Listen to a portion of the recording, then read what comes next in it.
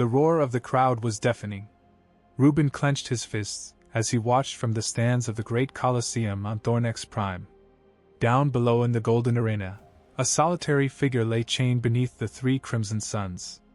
She was the purple-skinned alien he had seen in the market the week before. Her violet eyes glowed with a mixture of pain and defiance that reminded him all too much of his own gaze when he had first arrived on this hostile world. "Let the traitor burn!" someone shouted from the upper steps. Reuben felt a knot in his stomach. He'd been in the Galactic Empire, Thornax, 2 years trying to blend in. Being invisible as a human immigrant, he'd learned that staying on the sidelines was the only way to survive. But something about that scene made him sick. Colonel Tronix, a Thornaxian with grayish skin and eyes like burning coals, descended the ceremonial steps. His black uniform reflected the light of the sun, and each step resonated like a hammer on metal.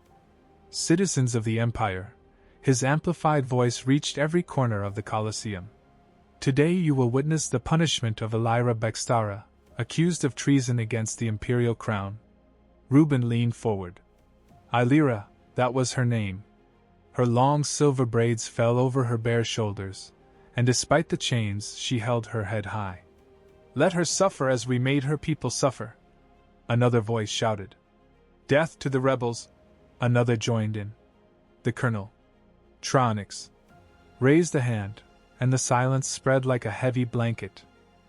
"The accused has been found guilty of conspiracy, according to Imperial law. She will be subjected to the ceremony of humiliation before her execution." Reuben swallowed hard. He had heard of these ceremonies. The Tornaxians considered them the perfect punishment for traitors, breaking their spirit before taking their lives. Tronic approached Elira and whispered something in her ear. She shook her head violently, but the colonel just smiled with a gesture. 2 guards approached, carrying instruments that Reuben preferred not to identify. It was then that something broke. Inside him, Reuben stood up and shouted loudly. The entire Colosseum turned toward him. Thousands of eyes watched him with surprise, curiosity, and some with contempt. His heart was pounding so loudly that he thought everyone could hear it. Colonel Tronix narrowed his eyes. A human dares to interrupt an imperial ceremony. Reuben ran down the steps, pushing past other spectators. He had no plan. He had no weapons. He only had a blind conviction that he couldn't just sit there and watch that. He claimed the right of intervention. He shouted, remembering something he had read in the legal archives of the Tronix Empire. He stopped. A murmur spread through the stands. The right of intervention, the colonel murmured. It hasn't been invoked in decades.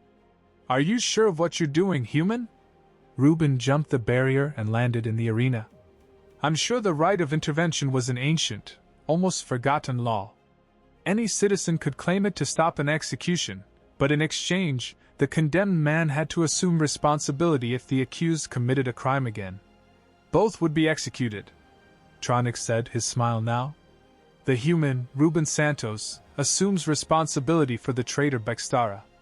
If she commits a crime, both will die. Reuben nodded, although his legs were trembling. He approached Elira as the guards removed her chains. She looked at him with a mixture of astonishment and something deeper. Why? He whispered in a hoarse voice. Because no one deserves this, he replied, offering her his hand. She took it, and Reuben felt an electric shock that had nothing to do with Tornaxian technology. Her skin was surprisingly warm. You have 1 hour to leave the planet, Tronix announced. After that, you will be considered fugitives. Reuben helped Elira stand up. She was taller than him, and her presence radiated a strength that contrasted with her seemingly vulnerable state. Do you have a ship? Reuben asked as they left the Colosseum under the hostile glares of the crowd. Yes, but it's confiscated at the spaceport, so we'll have to get another one. Reuben's voice sounded confident. I'm interrupting for a moment to ask you to subscribe to the channel. They're here, and you'll be able to enjoy more incredible stories like this. They ran through the streets of the Imperial capital, avoiding the patrols that were already starting to search for them. Reuben knew some shortcuts thanks to his 2 years working as a maintenance technician in the lower levels of the city this way, he said, leading her toward a service staircase that descended to the cargo tunnels as they ran through the underground corridors. Lyra watched him curiously. How long have you been in the Empire? 2 years? I arrived on a refugee ship from the Terra sector. Refugees? Elira asked. Reuben answered, continuing to run. The Tornaxians bombed our colonies. Some of us managed escape. And you decided to stay here with them. Elira's question had a sharp edge that Reuben felt in his chest. He didn't have many options. It's difficult to find work when you're an immigrant. The Empire at least gave me a chance to survive. Reuben replied, resigned. Surviving isn't living, Elira said. Reuben stopped and looked at her. His violet eyes shone in the darkness of the tunnel. He asked, "And what do you know about surviving, more than you imagine?" He replied. She continued running until they reached an intersection of tunnels. Reuben knew a smuggler who operated in that area, someone who could help them get a ship. "Wait here," Elira told him. "I'm going to talk to someone." "I'm not going with you." "It's dangerous," said Reuben. "Everything is dangerous now," replied Ira. Reuben led her to an abandoned warehouse where Corex, a Trandoshan merchant, had his base of operations. The 6-armed alien greeted him suspiciously. "Reuben Santos. I didn't expect to see you here so soon," Corex said in his hissing voice. "Who's your purple companion? We need a Corex ship, something fast and able to leave the system undetected." Corex laughed. A sound like breaking glass. "Do you know how much a ship like that is worth? I've heard rumors about you. They say you interrupted an Imperial execution." Reuben felt Ira tense beside him. "How much is 100,000 Imperial credits? Is it too much? Is the price of your freedom human?" Reuben quickly calculated. He had some savings, but it wasn't nearly enough. "I'll accept another form of payment," added Corex, looking at Elira with interest. "Your purple friend is worth a lot in the slave market." Before Reuben could react, Yaira stepped forward. Her voice was soft but fraught with danger. "Say that again." Corex instinctively stepped back. "It was just a business suggestion. We'll find another way," Reuben said, taking Ira by the arm, but she didn't move. Her eyes shone strangely. "Cores?" she asked with a slight smile. "Do you know what happens to slave traders on my home planet?" "They're slowly burning." The temperature in the warehouse seemed to rise several degrees. Corex began to sweat profusely. "Wait. I have another offer. I can get you a ship for 50,000. That's my final price." Reuben looked at Elira, surprised by the merchant's change of attitude. She simply smiled. "I accept," Reuben said. "I need time to get the money. 24 hours after that, the deal is cancelled." They left the warehouse, and Reuben couldn't contain his curiosity. "What was that? How did you make him change his mind?" "Slave traders are cowards." "By nature," she replied. "It wasn't just that." The temperature rose, and he was terrified. Lyra walked in. Silence for several minutes. They finally stopped at a gas station in the city's mid-levels. "Wait here for me," Reuben said. "I'll try to get some money." He entered the station where he knew the shopkeeper, an elderly Tornaxian named Bexstar. Bexstar had bought supplies there for months, and the old man had always been kind to him. Reuben greeted him. Bexstar smiled. "What do you need today, Bexstar?" "I need a favor. It's urgent." The old man frowned. "What kind of favor?" "I need a loan, a lot of money." Bexstar studied him carefully. "Are you in trouble?" Reuben nodded. "Big trouble." The shopkeeper sighed and headed toward the cash register. But as he was about to open it, the station door opened, and Lyra entered. The change in Bexstar was immediate and dramatic. His face turned pale, and he began to tremble visibly. "You," he whispered. "It can't be." And Lyra slowly approached the counter. Hello, Uncle Reuben. He looked at them alternately. Confused, they know each other. Baxter is my mother's brother, he explained. Elira Baxter, Ketsera. The old man fell to his knees. Princess, I thought you had died with the others, Princess. Reuben felt the ground move beneath his feet, and Lyra sighed. My full name is Elira Baxtara Kesluna. I am the last heir to the throne of Kesluna Prime. The last one asked, Reuben, although he already had the answer. The Tornaxians exterminated my people 3 years ago. I was the only one who was off-planet when they attacked. Baxter stood up with difficulty. That's why you were in the Colosseum. They discovered you. Someone betrayed me. They've put a price on my head throughout the galaxy, she said. Reuben felt a mixture of admiration and terror. He had saved an alien princess from an extinct people. The weight of that reality was overwhelming. Why didn't you tell me? He asked her. Would you have done the same if you had known? She replied. Reuben considered it honestly. Yes, she smiled for the first time since I'd known her. A genuine smile that completely transformed her face. That's why you're special, Reuben Santos. Baxter interrupted the moment. Princess, I can't help you if the Imperials find out I helped you. I understand, Uncle, but we need money for a ship. The old man visibly struggled with his decision. Finally, he opened a safe hidden behind. As from the counter, this is all I have, 20,000 credits. It's not enough, said Reuben. It will have to be, and now leave before someone sees you. Here they took the money and left the station as they walked through the streets, and Lyra remained strangely quiet. What are you thinking? Reuben asked her. My uncle is afraid of me. Why would he be afraid of you? And Lyra stopped under a flickering streetlight. Because I'm dangerous, Reuben, more dangerous than you can imagine. What do you mean? My people had special abilities. It's part of the reason the Tornaxians exterminated us. Before Reuben could ask more questions, an Imperial patrol turned the corner. They hid in an alley, pressed against each other. Reuben could feel the heat emanating from Elira's body and something else. An electric tension that made the air vibrate. Your heart is racing, she whispered. So is yours, he replied. The guards passed without seeing them, but none of them, the two of them, moved in the dimness of the alley. Reuben could see the golden marks that ran across Elira's skin like luminous scars. What are those marks? He asked. Are they part of who I am? Reuben reached out to touch one of the golden lines on her arm, but Elira pulled away abruptly. No, why? Because it's dangerous. I don't care, you should care. They stared at each other in silence for long seconds. Reuben could feel the tension between them like a string stretched to its limit. And Lyra, no, Reuben, you can't understand what I really am.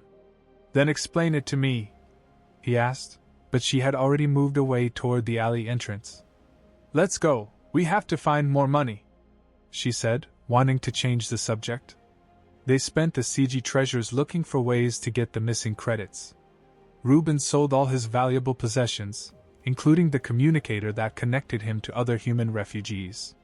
It was his last link to his former life, but he didn't hesitate to hand it over.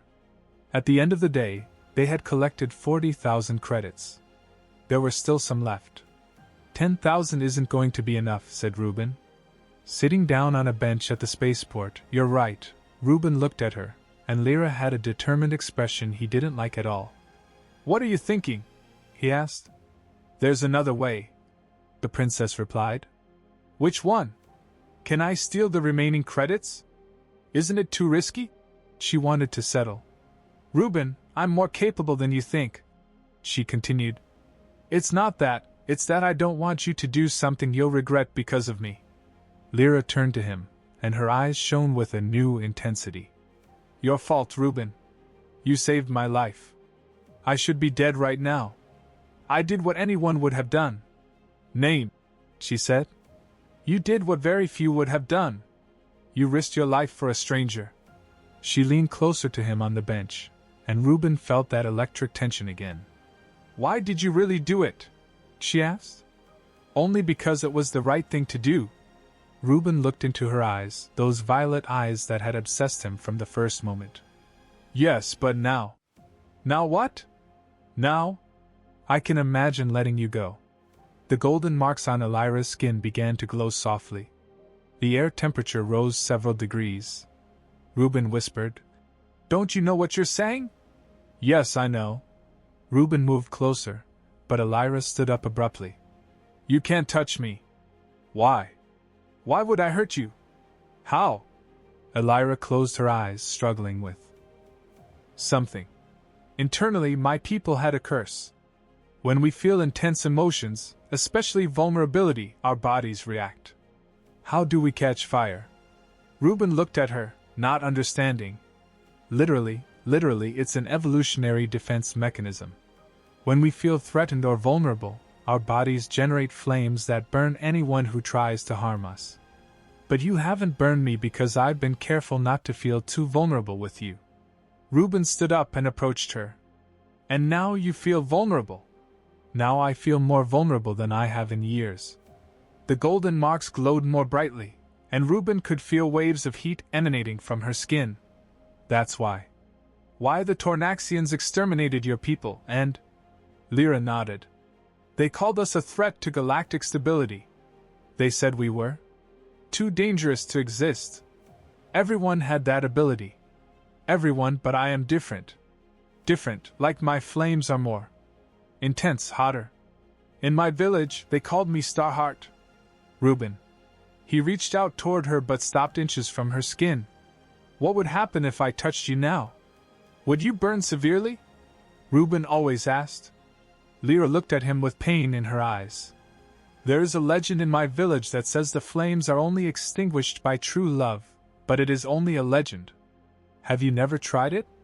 Reuben asked again, this time more interested. Once when I was young, the result.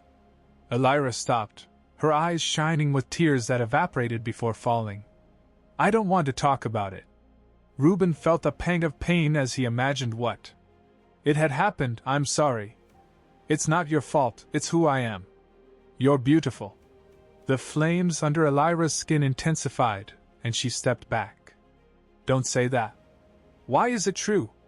Why do you make me feel things I can't allow myself to feel? How? What? As hope? They stared at each other in silence, separated by only a few meters but by an abyss of impossibility. Finally, Elira spoke. Should we look for that money? Reuben nodded, although his heart was still racing. How do you plan to get it? There's a betting shop in the upper district. The owner is known for having large sums of cash. And how would you get in? Lyra smiled dangerously. The security systems don't work very well when they overheat. They spent the next hour planning the robbery. It was risky, but they had few options. Time was running out, and every minute they spent on the planet increased their chances of being caught. There's something else you need to know, he said, as Lyra watched the betting shop from a nearby building. What? Reuben asked, unsure if he wanted to know. Answer. Colonel Tronix didn't arrest me for political treason. He didn't arrest me because I discovered something the Empire doesn't want known. What? Lyra turned to him, her expression more serious than ever.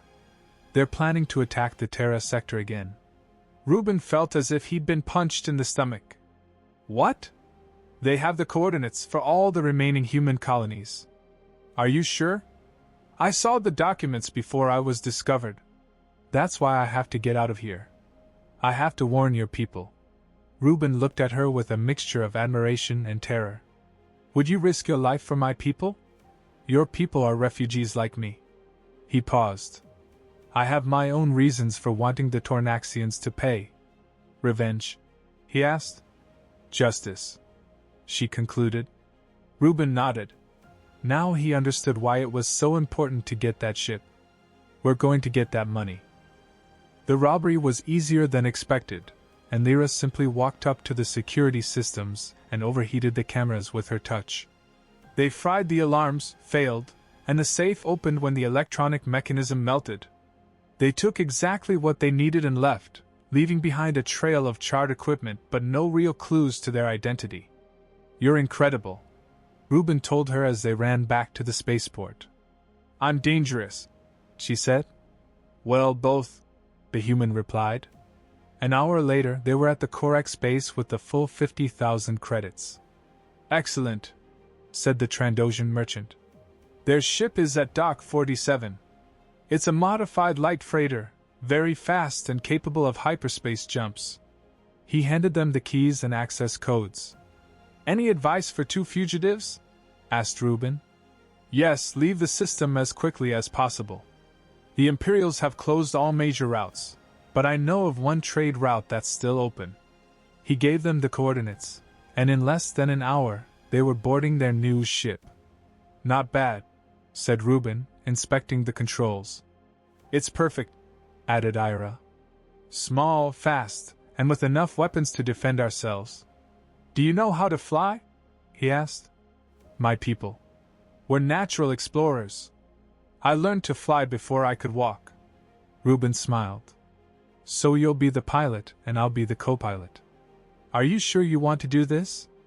Ira asked as she initiated the takeoff sequence. "Once we get out of here, there'll be no turning back. We'll be fugitives forever." Reuben fastened his safety harness. "I have nothing tying me to this place. My real life began when I met you, Lyra," and Lyra looked at him with an expression he couldn't decipher. "Reuben, I know it's complicated, but I don't care." "You should care, Reuben, but you don't." "Lyra."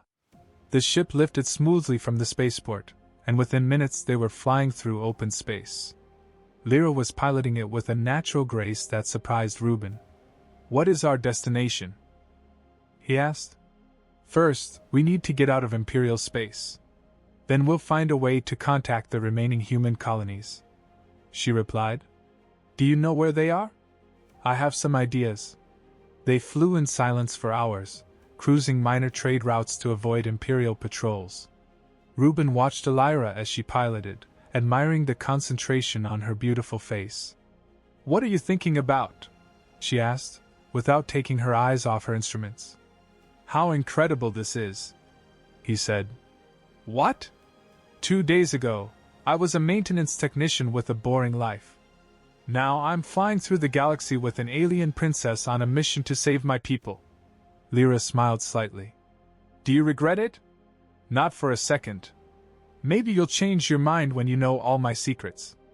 "Are there more secrets?" he asked. "There are always more secrets." Reuben leaned back in his seat. "We have time. I'm not going anywhere. Not even if I ask you to leave," she said, especially then, and Lyra looked at him sideways. "You're very stubborn. It's one of my best qualities." "And what are the others?" Reuben pretended to think deeply. "I'm loyal to the death. I cook excellent pasta and apparently I have a good eye for recognizing princesses in distress." Lyra laughed. A musical sound filled the cabin. "What is pasta?" he asked. "Traditional human food. You'll love it, promising to cook for me," she said. "I'm promising you many things."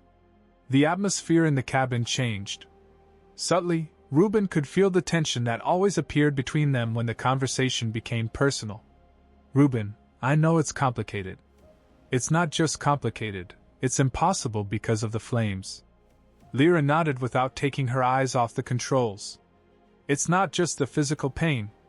It's that when I feel vulnerable, when I let my guard down, my body temperature can rise to lethal levels. I could kill you without meaning to."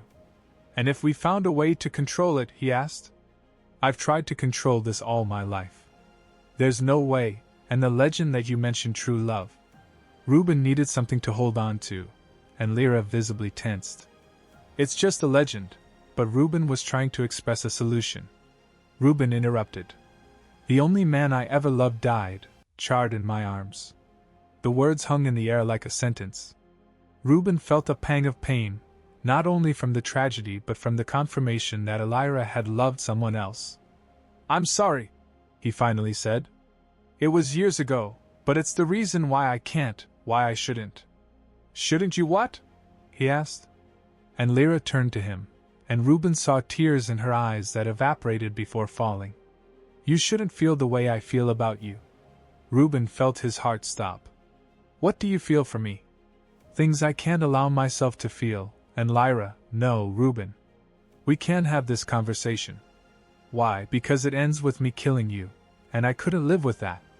Reuben unbuckled his harness and approached her, stopping just out of arm's reach, and if the legend is real, it isn't.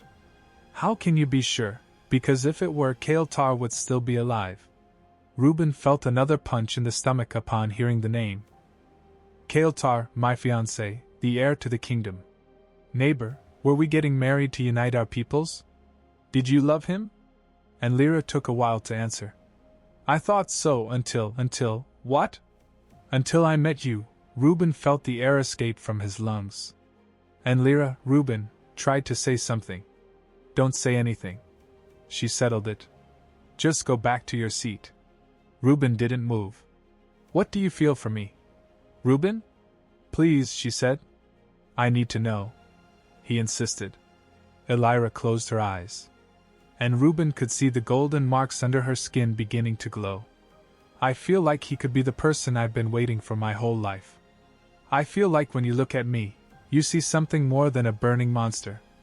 I feel like you could understand the loneliness I've carried since my people died, and Lyra. But I also feel like if I allow myself to love you, I'll kill you, and that would be worse than any loneliness. Reuben reached out for her, but stopped inches from her skin. Can I try something? What did she ask? Just let me get closer, little by little, he said. Reuben is dangerous. All of this is dangerous, but it's worth a try. Lyra looked at him with equal parts terror and hope. And if I start to burn, Reuben, I'll move away, he said. And if you can't, I can. Lyra activated autopilot and turned to face him completely. The golden markings on her skin shone like constellations. Agreed, but carefully, Reuben brought his hand closer to hers, keeping a distance of a few inches. She could feel the heat emanating from her skin. How do you feel? She asked. Terrified. Of this working, of it not working, of losing you. Reuben smiled. You're not going to lose me. He brought his hand closer, an inch closer. The heat intensified, but it wasn't unbearable. She kept talking. What else do you feel? Hope, she whispered. For the first time in years I feel hope. That's good. He whispered another inch. The heat was intense now, like being near a campfire. Reuben, you should stop. Do you want me to stop?